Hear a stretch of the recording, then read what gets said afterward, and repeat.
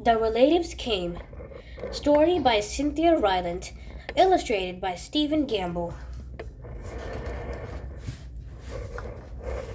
The relatives came.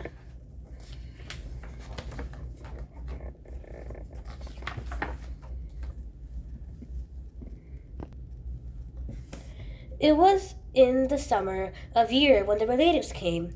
They came up from Virginia. They left when their grapes were nearly purple enough to pick, but not quite.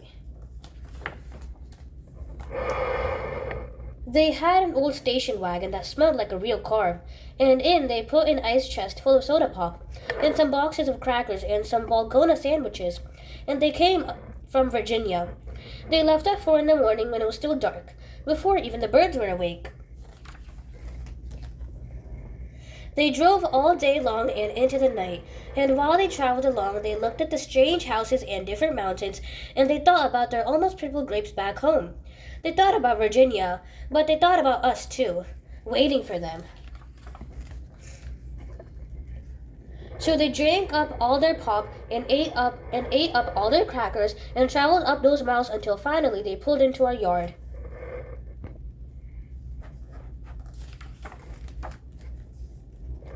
Then it was hugging time. Talk about hugging. Those relatives just passed us all around their car, pulling us against their wrinkled Virginian clothes, crying sometimes. They hugged us for hours. Then it was into the house, and so much laughing and shining faces and hugging in the doorways. You'd have to go through at least 4 different hugs to get from the kitchen to the front room. Those relatives. And finally, after a big supper 2 or 3 times around until we got a turn at the table, there was quite talk, and we were in 2s and 3s through the house.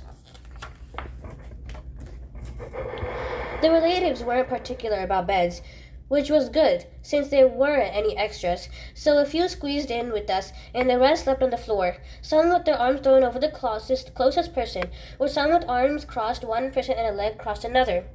It was different, going to sleep with all that new breathing in the house.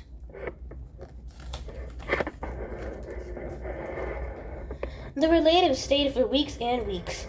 They helped us tend the garden, and they fixed any broken things they could find. They ate up all our strawberries and melons, and then promised we could eat up all their grapes and peaches when we came to Virginia. But none of us thought about Virginia much. We were so busy hugging and eating and breathing together. Finally, after a long time, the relatives loaded up their ice chest and headed back to Virginia at 4 in the morning. We stood there in our pajamas and waved them off in the dark. We watched the relatives disappear down the road. Then we crawled back into our beds, and that felt too big and too quiet. We fell asleep. And the relatives drove on, all day long and into the night, and while they traveled along they looked at the strange houses and different mountains, and they thought about their dark purple grapes waiting at home in Virginia. But they thought about us too, missing them, and they missed us. And when they were finally home in Virginia, they crawled into their silent soft beds and dreamed about the next summer.